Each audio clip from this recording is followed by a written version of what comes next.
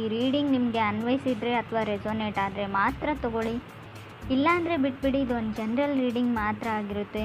ಈಗ ನಾನು ಕಾರ್ಡ್ಸ್ನ ಶಫಲ್ ಮಾಡಿದಾಗ ನನಗೆ ಫಸ್ಟ್ ಕಾರ್ಡ್ 9 ಆಫ್ ಪೆಂಟಿಕಲ್ಸ್ ಬಂದಿದೆ. ಸೊ 9 ಆಫ್ ಪೆಂಟಿಕಲ್ಸ್ ಬಂದಿರೋದ್ರಿಂದ ಖಂಡಿತವಾಗ್ಲೂ ನಿಮಗೆ ಹಣದ ಯಾವುದೇ ತೊಂದರೆ ಇಲ್ಲ ಅಂತ ಹೇಳ್ತೀನಿ ನಾನು. ಈ ರೀಡಿಂಗ್ ಲವ್ ಲೈಫ್ ಬಗ್ಗೆ ಆಗಿದ್ದರೂ ಕೂಡ ನಾನು ಫೈನಾನ್ಷಿಯಲಿ ನಿಮಗೆ ಕಾರ್ಡಲ್ಲಿ ಇರೋದನ್ನು ಖಂಡಿತ ಹೇಳ್ತೀನಿ. ಯಾರೋ ಸೆಟಲ್ ಆಗ್ತಾ ಇದ್ದೀರಾ ಲೈಫಲ್ಲಿ, ಹೊಸ ಬಿಸ್ನೆಸ್ ಎಸ್ಟಾಬ್ಲಿಷ್ ಮಾಡ್ತಾಯಿದ್ರು ಕೂಡ ಫಸ್ಟ್ ಕಾರ್ಡ್ ಬಂದಿರುತ್ತೆ. ಬೌಂಡ್ರಿ ಸೆಟ್ ಮಾಡ್ತಾ ಇದ್ದೀರಾ.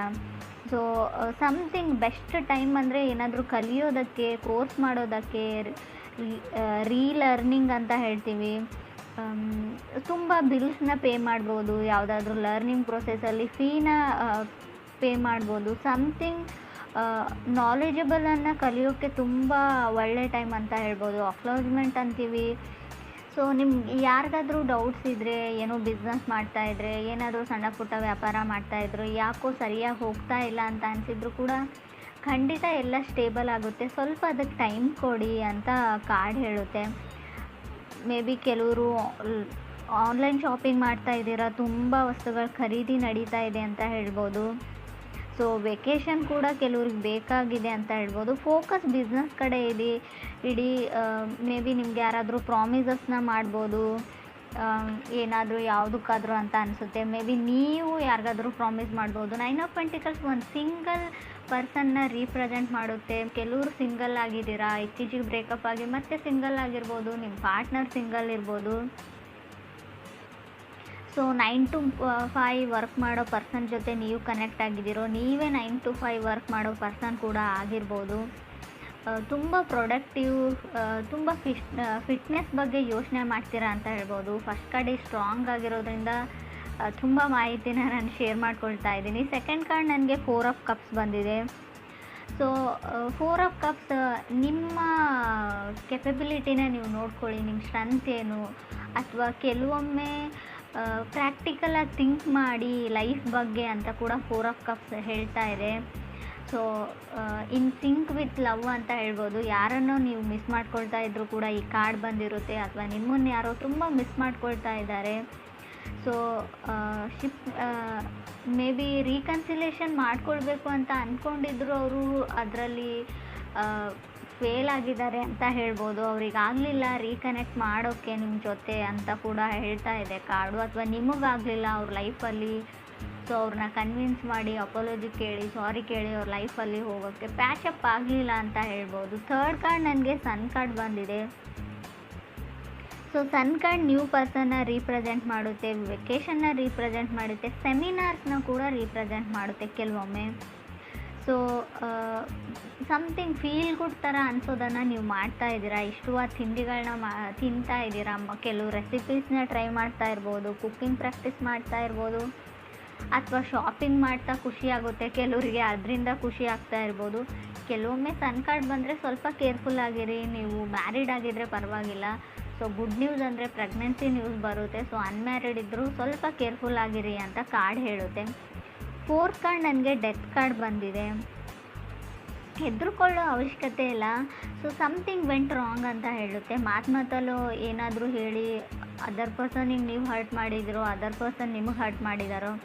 ಸೊ ಸನ್ ಕಾರ್ಡ್ ಕೆಲವೊಮ್ಮೆ ಯಾವುದಾದ್ರೂ ವಿಷಯನ ಮುಚ್ಚಿಟ್ಟಿದ್ರೂ ಕೂಡ ಹೊರಗಡೆ ಬರುತ್ತೆ. ಅದಾದಮೇಲೆ ಸಮಥಿಂಗ್ ನಿಮ್ಮ ರಿಲೇಷನ್ಶಿಪ್ಪೇ ಎಂಡ್ ಆಗಿರ್ಬೋದು ಡೆತ್ ಕಾರ್ಡ್ ಇರೋದ್ರಿಂದ.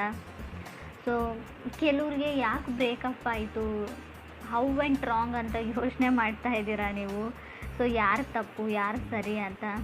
ಸೊ ಕೆಲವರು ನೀನು ಮತ್ತೆ ನನ್ನ ಲೈಫಲ್ಲಿ ಕಾಣಿಸ್ಕೊಳ್ಬೇಡ ಅಂತ ನಿಮ್ಗೆ ಯಾರೋ ಹೇಳಿದ್ದಾರೆ ಅಂತ ಅಂದ್ಕೊಳ್ತೀನಿ. ಅಥವಾ ನೀವು ಯಾರಿಗಾದ್ರೂ ಈ ಸ್ಟೇಟ್ಮೆಂಟ್ನ ಹೇಳಿರ್ಬೋದು, ನೆವರ್ ಕಮ್ ಬ್ಯಾಕ್ ಅಂತ.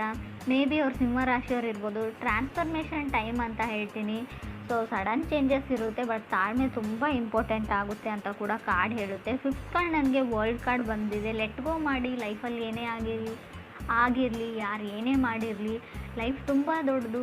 ಸೊ ಕ್ಷಮಿಸೋಕ್ಕಾದರೆ ಕ್ಷಮಿಸಿ ಆ ವ್ಯಕ್ತಿನ. ಸೊ ಪ್ಯಾಚಪ್ ಮಾಡಿಕೊಂಡ್ರೆ ಸರಿ ಹೋಗುತ್ತೆ ಅಂತ ಅನಿಸಿದ್ರು ಕೂಡ ಸೊ ಅವ್ರನ್ನ ನೀವು ಆ್ಯಕ್ಸೆಪ್ಟ್ ಮಾಡ್ಕೊಳ್ಬೋದು ಲೈಫಲ್ಲಿ. ಬಟ್ ಆಗೋದೇ ಇಲ್ಲ ಅಂತ ಅನಿಸಿದರೆ ಆ ವಿಷಯನ ಬಿಡಿ, ಅವ್ರನ್ನ ಮರೀರಿ, ಮುಂದೆ ಹೋಗಿ ನ್ಯೂ ಪರ್ಸನ್ ಜೊತೆ ಅಡ್ಜಸ್ಟ್ ಆಗಿ ಅಂತ ಕೂಡ ವರ್ಲ್ಡ್ ಕಾರ್ಡ್ ಹೇಳ್ತಾ ಇದೆ. ವರ್ಲ್ಡ್ ಕಾರ್ಡ್ ಕೆಲವೊಮ್ಮೆ ತುಂಬ ಬಿಸ್ನೆಸ್ ಏನಾದರೂ ಮಾಡ್ತಾ ಇದ್ದರೆ ಫಿಫ್ತ್ ಫೇಸಲ್ಲಿ ವರ್ಲ್ಡ್ ಕಾರ್ಡ್ ಡೆತ್ ಆದಮೇಲೆ ವರ್ಲ್ಡ್ ಕಾರ್ಡ್ ಇರೋದ್ರಿಂದ ತುಂಬ ಒಳ್ಳೆಯದು ಅಂತ ಹೇಳ್ಬೋದು ಬಿಸ್ನೆಸ್ ಮಾಡೋರಿಗೆ. ಸೊ ರೀಲೊಕೇಶನ್ನ ಕೂಡ ಹೇಳ್ತಾ ಇದೆ. ನಿಮ್ಮ ಪಾರ್ಟ್ನರ್ ಶಿಫ್ಟ್ ಆಗ್ತಾ ಇದ್ದಾರೋ, ನೀವು ಶಿಫ್ಟ್ ಆಗ್ತಾ ಇದ್ರೋ, ಅಥವಾ ಇತ್ತೀಚೆಗೆ ಮನೆ ಚೇಂಜ್ ಮಾಡಿದಿರೋ, ಅಥವಾ ಮನೆ ಚೇಂಜ್ ಮಾಡಬೇಕು ಅಂತ ಅಂದ್ಕೊಂಡಿದ್ರು ಕೂಡ ವರ್ಲ್ಡ್ ಕಾರ್ಡ್ ಬಂದಿರುತ್ತೆ. 6 ಕಾರ್ಡ್ ನನಗೆ 6 ಆಫ್ ವಾಂಡ್ಸ್ ಬಂದಿದೆ. ಸೊ ಕೆಲವ್ರಿಗೆ ನಾನು ಡೇಟ್ ಮಾಡಲ್ಲ ಯಾರ ಜೊತೆನೂ ಅನ್ನೋ ಸ್ಟೇಟ್ಮೆಂಟ್ ಇದೆ. ನಾನು ಸಿಂಗಲ್ಲೇ ಆಗಿರ್ತೀನಿ ಅಂತ ನೀವು ಹೇಳ್ತಾ ಇದ್ದೀರೋ, ಅದರ್ ಪರ್ಸನ್ ಹೇಳ್ತಾ ಇದ್ದಾರೋ. ಸೊ ಒಟ್ಟಿನಲ್ಲಿ ನಾನು ಯಾರನ್ನೂ ನಂಬಲ್ಲ.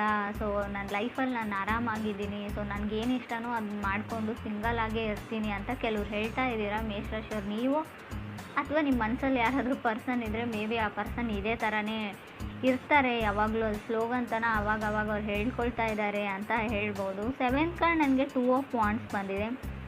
ಸೊ ಪಾಸ್ಟ್ ಪರ್ಸನ್ ಅಂತ ಅನಿಸುತ್ತೆ. ಮೇ ಬಿ ಬ್ರೇಕಪ್ ಆಗಿ ತುಂಬ ವರ್ಷಗಳಾದಮೇಲೆ ಸೊ ಅವ್ರು ತುಂಬ ಸೆಲೆಬ್ರಿಟಿ ಆಗಿರ್ಬೋದು, ಲೋಕಲ್ ಸೆಲೆಬ್ರಿಟಿ. ಸೊ ನಿಮ್ಮ ಜೊತೆ ಬ್ರೇಕಪ್ ಆದಮೇಲೆ ಸ್ವಲ್ಪ ಅವರು ಲೈಫಲ್ಲಿ ಮುಂದೆ ಬಂದಿದ್ದಾರೆ, ಸೆಟಲ್ ಡೌನ್ ಆಗಿದ್ದಾರೆ, ಇವಾಗ ಚೆನ್ನಾಗಿದ್ದಾರೆ ಅಂತ ಹೇಳ್ಬೋದು ನೀವು ಅಥವಾ ಅದರ್ ಪರ್ಸನ್ನು. ಸೊ 8th ಕಾರ್ಡ್ ನನಗೆ ಪೇಜ್ ಆಫ್ ಕಪ್ಸ್ ಬಂದಿದೆ. ಕೆಲವ್ರಿಗೆ ನ್ಯೂ ಪರ್ಸನ್ ಇರುತ್ತೆ. ಪೇಜಸ್ ಯಾವಾಗಲೂ new information, new person, new starting, something new ಅಂತ ಹೇಳುತ್ತೆ ಕಾರ್ಡ್ ಹೇಳೋ ಪ್ರಕಾರ. 9th ಕಾರ್ಡ್ ನನಗೆ ಹರ್ಮೆಟ್ ಕಾರ್ಡ್ ಬಂದಿದೆ.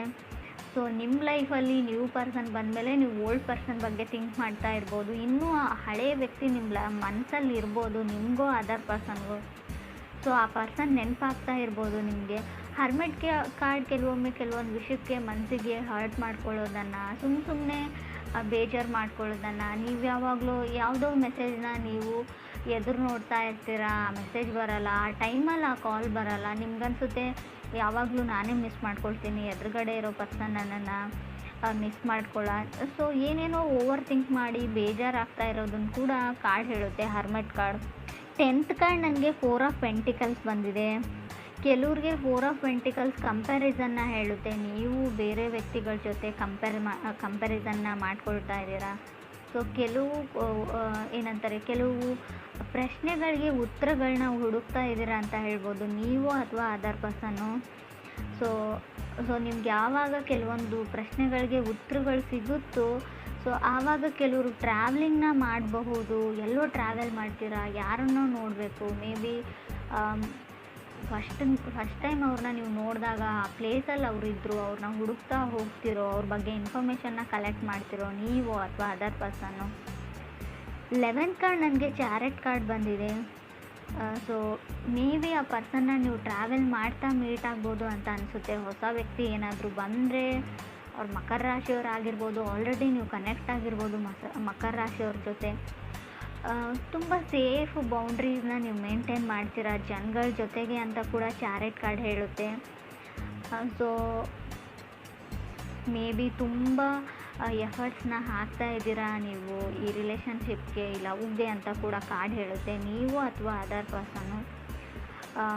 ಏನಾದರೂ ಆಗಲಿ ಸೊ ಅವ್ರನ್ನ ನಾನು ಮತ್ತೆ ಪ್ಯಾಚಪ್ ಮಾಡ್ಕೊಳ್ತೀನಿ ಅಥವಾ ಮೀಟ್ ಆಗ್ತೀನಿ ಅನ್ನೋ ಥಾಟ್ ಇದೆ. ಕೆಲವೊಮ್ಮೆ ಚಾರೆಟ್ ಕಾರ್ಡ್ ನ್ಯೂ ಬೈಕ್ ಅಥವಾ ನ್ಯೂ ಕಾರ್ ತೊಗೊಳ್ಬೇಕು ಅನ್ನೋ ಥಾಟ್ ಇದ್ದರೂ, ವೆಹಿಕಲ್ ಖರೀದಿ ಮಾಡಬೇಕು ಅನ್ನೋ ಥಾಟ್ ಇದ್ದರೂ, ವೆಹಿಕಲ್ ಬಗ್ಗೆ ತುಂಬ ಕ್ರೇಜ್ ಇದ್ದರೂ ಕೂಡ ಕಾರ್ಡ್ ಬಂದಿರುತ್ತೆ. ಕೆಲವೊಮ್ಮೆ ಇದು ಶೂಸ್ನ ಕೂಡ ರೀಪ್ರೆಸೆಂಟ್ ಮಾಡುತ್ತೆ. ಮೇ ಬಿ ನೀವು ಕಾಲಲ್ಲಿ ಯೂಸ್ ಮಾಡೋಂಥ ಶೂಸ್, ಚಪ್ಪಲ್ಸ್ ಏನಾದರೂ ತೊಗೊಳ್ಬೇಕು ಅಂತ ಅಂದ್ಕೊಂಡಿದ್ರು ಕೂಡ, ಹೀಲ್ಸ್ ಕೂಡ ಆಗಿರ್ಬೋದು. ನೀವು ಹುಡುಗಿರಾಗಿದ್ದರೆ ನೀವು ಅಥವಾ ನಿಮ್ಮ ಪಾರ್ಟ್ನರು. ಆಗಲೇ ಹೇಳಿದೆ ನಾನು, ತುಂಬ ಶಾಪಿಂಗ್ ನಡೀತಾ ಇದೆ ಅಂತ. 9 ಆಫ್ ಪೆಂಟಿಕಲ್ಸ್ ಬಂದಾಗೆ ತುಂಬ ಬಿಲ್ಸ್ನ ಪೇ ಮಾಡಬೇಕಾಗುತ್ತೆ.